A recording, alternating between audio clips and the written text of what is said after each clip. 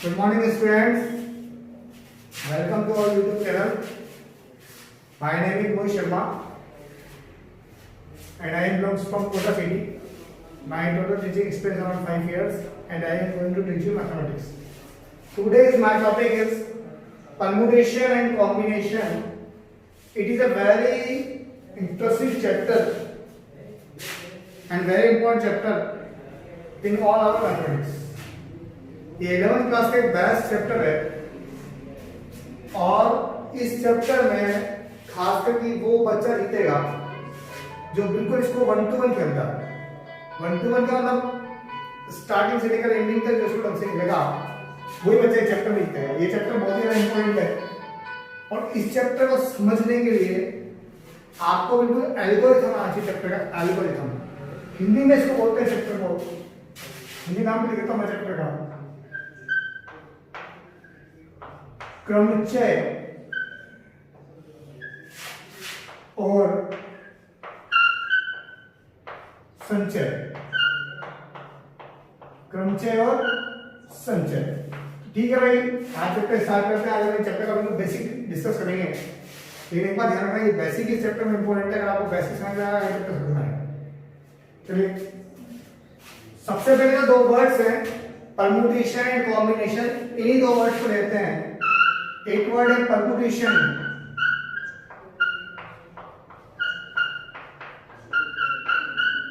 और एक वर्ड है कॉम्बिनेशन।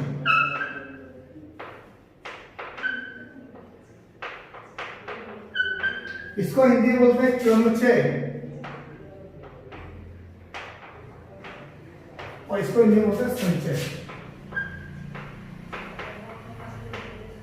बिल्कुल ध्यान से ना ये चैप्टर क्या है ना, पहले तो वो समझे। सपोज करो मैं एक छोटा सा एग्जांपल देता हूं ना। आपकी मम्मी ने आपको बोला कि बेटा मार्केट में जाओ और फ्रूट्स लेके आओ, ठीक है। तो और बहुत सारे फ्रूट्स में आप एक तो मैंगो लेके आओ, बनाना लेके आओ, एप्पल लेके आओ, 3 टाइप के फ्रूट्स लेके आओ, ठीक है। तो आप क्या करेंगे, आप मार्केट में जाएंगे, किसी शॉप पे जाएंगे तो उसके पास बहुत सारे नंबर ऑफ फ्रूट्स होंगे अलग अलग टाइप के। उसमें से आप लोग क्या करेंगे ना, मैंगो, बनाना और एप्पल इन तीनों को सेलेक्ट करेंगे। मेरी बात को बिल्कुल ध्यान से सुनना। इन तीनों को सेलेक्ट करेंगे, इन तीनों को चुनेंगे। इसका मतलब कॉम्बिनेशन का मतलब होता है सिलेक्शन। क्या मतलब होता है सिलेक्शन। आपने लिया, उसके बाद आप जो पॉलिथीन लेके जाएंगे उनमें इन फ्रूट्स को रखेंगे। इसका मतलब इन फ्रूट्स को अरेंज करेंगे। आपने खरीद लिए फ्रूट सेलेक्ट करके बराबर, आपने 3 फ्रूट सेलेक्ट किए। कौन कौन से? मैंगो, एप्पल और बनाना। इनको सेलेक्ट किया और सेलेक्ट करके आप इनको पॉलिथीन में रखेंगे, मतलब इनको अरेंज करेंगे, इनको जमा करेंगे। अरेंज करना, अरेंज वो होता है कॉम्बिनेशन। बात समझ आ गई? तो एक है परम्यूटेशन और एक है कॉम्बिनेशन। कॉम्बिनेशन होता है सिलेक्शन, परम्यूटेशन होता है अरेंज, अरेंजमेंट। इसको अरेंजमेंट भी लिख सकते हैं। अरेंजमेंट मतलब एकत्र करना, हिंदी बोलो इसको तो एकत्र करना, अरेंज करना, एकत्र करना। सिलेक्शन का मतलब चुनना।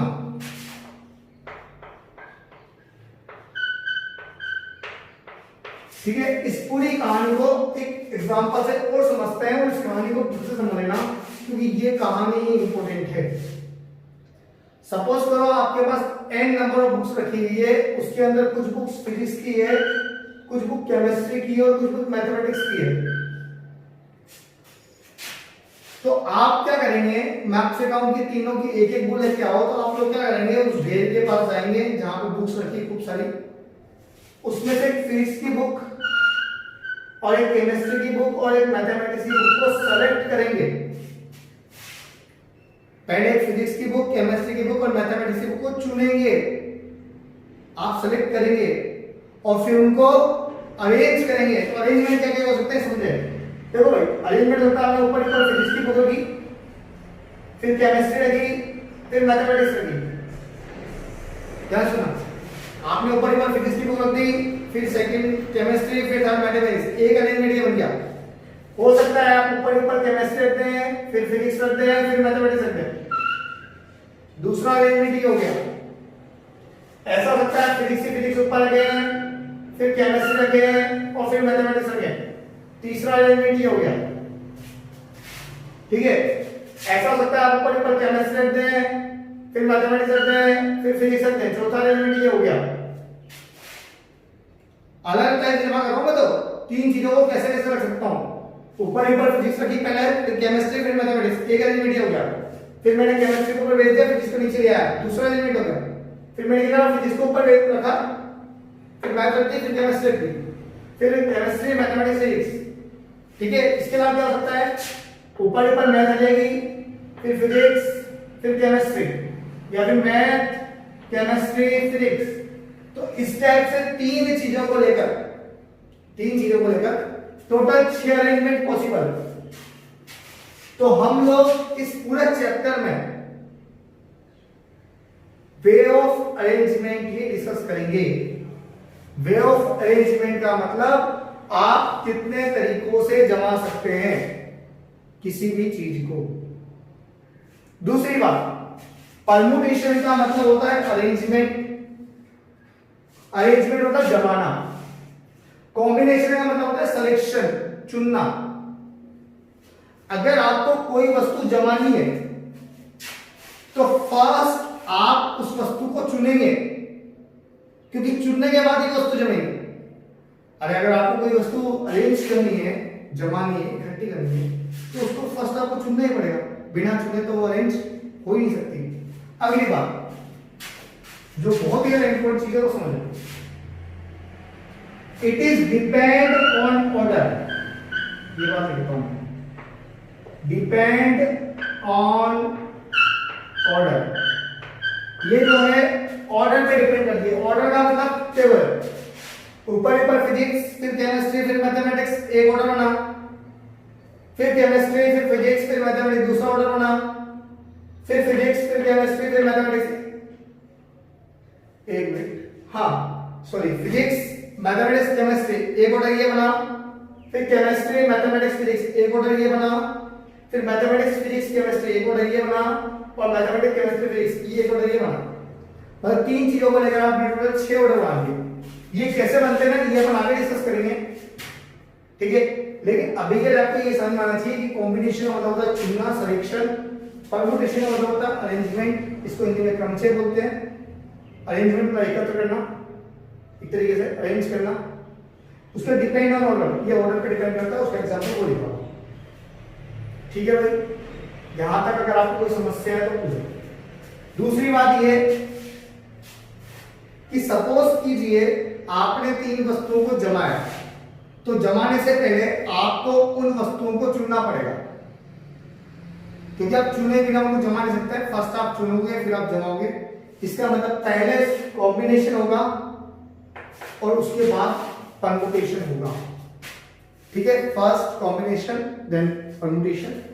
अगली बात, ये चैप्टर ही 2 नाम है, परमुटेशन एंड कॉम्बिनेशन, दोनों अलग अलग। ठीक है भाई। अगली बात, it is a 2 way process. ये 2 वे प्रोसेस क्यों है? क्योंकि फर्स्ट ये वाला वे हुआ और फिर ये वाला वे हुआ। पहले आपने किसी चीज को चुना, फिर आपने उस चीज को जमाया।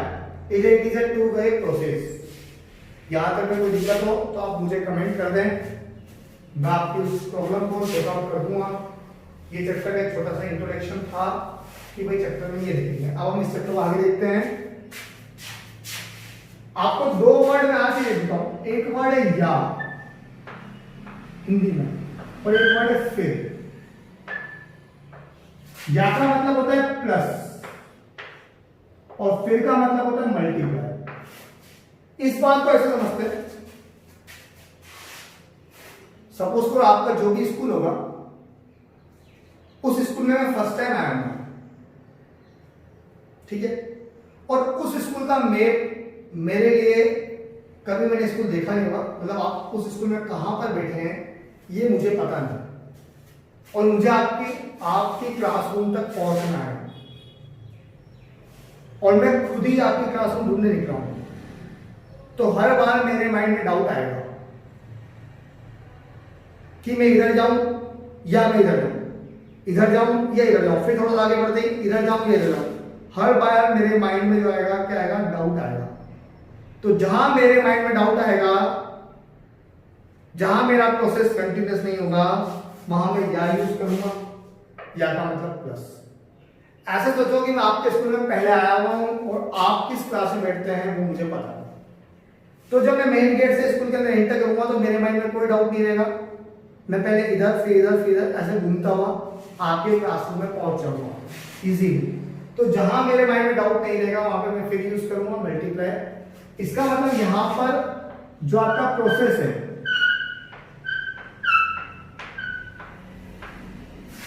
Is continuous.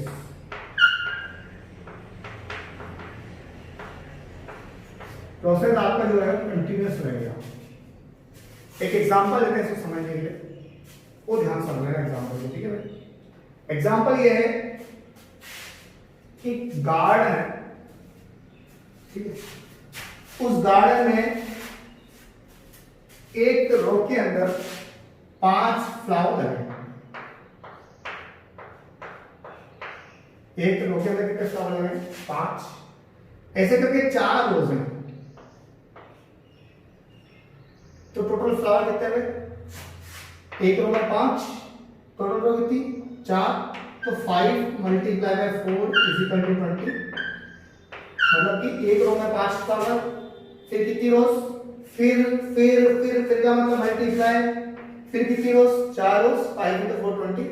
ये ऐसे भी कर सकते हैं, एक रो में 5 फ्लावर, या दूसरी रो में 5 फ्लावर, या तीसरी रो में 5 फ्लावर, या चौथी रो में 5 फ्लावर, या पांचवी रो में 5 फ्लावर। टोटल फ्लावर कितने हैं, सॉरी 4 तो रोज है, 4th रोज में 5 फ्लावर, टोटल फ्लावर कितने हैं 20। तो ये आंसर है इसका 20। ठीक है भाई, अब सुनना ध्यान से।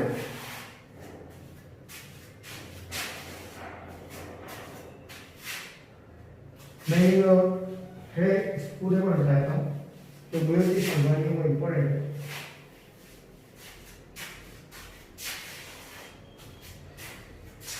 सपोज कीजिए मुझे कोटा से और दिल्ली तक ट्रेवल करना है। कहां से कहां तक, कोटा से दिल्ली तक वाया जयपुर। मतलब मुझे जयपुर होते हुए कोटा से दिल्ली तक जाना है। कोटा से जयपुर जाने के टोटल रास्ते हैं 3, और जयपुर से दिल्ली जाने के टोटल रास्ते हैं 4। आप इस बात को बिल्कुल ध्यान से समझना, क्योंकि पूरा चैप्टर इसी क्वेश्चन पे डिपेंड है। ठीक है, मुझे और आपसे क्वेश्चन पूछा गया, how many ways a person can travel, how many ways a person can travel Kota to Delhi via Jaipur। ध्यान सुने, कितने तरीकों से एक व्यक्ति, हाउ मेनी वेज। चैप्टर में मैंने स्टार्टिंग में बताया था, हम लोग वेज डिस्कस करेंगे किसी भी चीज के। How many ways a person can travel Kota to Delhi via Jaipur, जिसके आगे वाया लगा था, बीच में आता है। कोटा से दिल्ली एक बंदा जाता है, बीच में क्या है, जयपुर। ऐसा समझो कोटा से जयपुर जाने के 3 वेज हैं, और जयपुर से दिल्ली जाने के 4 वेज हैं। तो कितने वेज होंगे जिससे कि एक बंदा कोटा से दिल्ली पहुंच सकता है। इस बात को समझने के लिए हम लोग इस क्वेश्चन को करते हैं।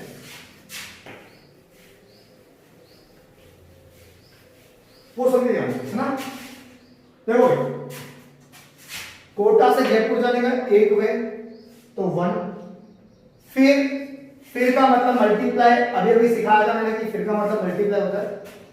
जयपुर से दिल्ली जाने के कितने वेज, 4 वेज, तो 1 मल्टीप्लाई बाय 4, या का मतलब प्लस, कोटा से जयपुर जाने का फिर ये वाला वे, एक बार ये वाला लिया, एक बार ये वाला, कोटा से जयपुर जाने का एक वे, ये 1 वे, फिर का मतलब मल्टीप्लाई, जयपुर से दिल्ली आने के फिर कितने वेज, 4 वेज, तो 4, या का मतलब प्लस, कोटा से जयपुर जाने का एक वे, 1 वे, फिर का मतलब मल्टीप्लाई, और जयपुर से दिल्ली आएंगे 4 वेज, तो 4, तो 4 प्लस 4 प्लस 4 कितना आ गया आंसर, 12। या मेथड सेकंड, इसको एक तरीके से कर सकते हैं डायरेक्टली, भाई सर अगर ऐसे लंबा क्वेश्चन है मैं बोल देता तो मेथड सेकंड निकालता हूं, सिंपल सी बात है, कोटा से जयपुर जाने के कितने वे हैं, 3 वेज, तो 3, फिर का मतलब मल्टीप्लाई, बताया मैंने मल्टीप्लाई, जयपुर से दिल्ली जाने के कितने वेज हैं, 4, तो 4, तो 3 मल्टीप्लाई बाय 4, 12। ये आ गया पहले क्वेश्चन का आंसर। इसी टाइप के क्वेश्चन इसमें आने हैं। अगला क्वेश्चन बोल रहा मैं, question how many veg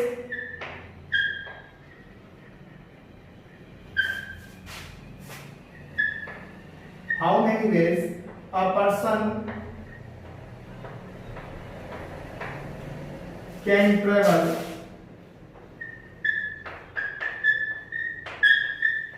Kota to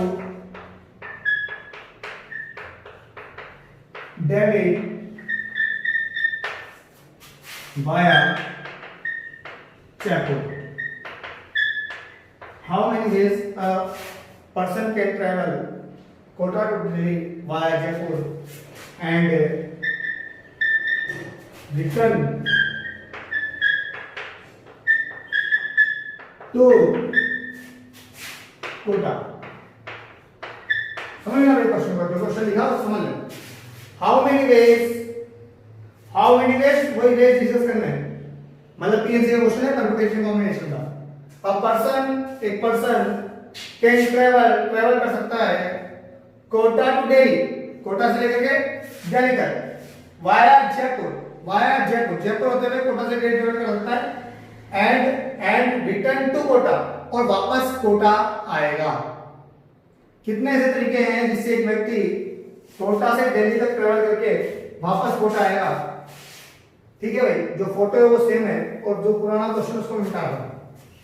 photo जो बना हुआ है बेस का वो सेम है ना, मैंने आपके लिए वो बेस चेंज नहीं किए। आज भी कोटा से जयपुर जाने के 3 वेज हैं और जयपुर से दिल्ली जाने के 4 ही वेज हैं, तो वापस हमने इसको भेजा ना। देखो कोटा से जयपुर जाने के 3, फिर जयपुर से दिल्ली आने के 4 बराबर, उसके बाद दिल्ली पहुंच गया, पहुंच के उसने क्या करा उससे मुझे मतलब नहीं है, उसको वापस कहाँ आना है, कोटा आना है, तो वहां पर दिल्ली से जयपुर आने के 4 वेज, और फिर जयपुर से कोटा आने के वापस 3 वेज, तो कितना हो गया भाई 12 और 12 144। दोबारा समझे, कोटा से जयपुर जाने के 3, फिर जयपुर से दिल्ली आने के 4, फिर का मतलब मल्टीप्लाई, ये मल्टीप्लाई, फिर दिल्ली से वापस जयपुर आएगा 4, और फिर जयपुर से वापस कोटा आएगा 3, टोटल वेज 144। ठीक है भाई, इसमें एक क्वेश्चन और बनता है, वो भी करवाता हूं मैं। How many veg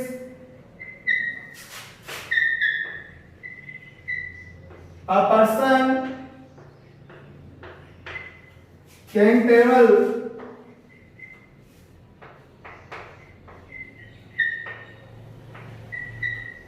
Kota to Jaipur, Kota to Delhi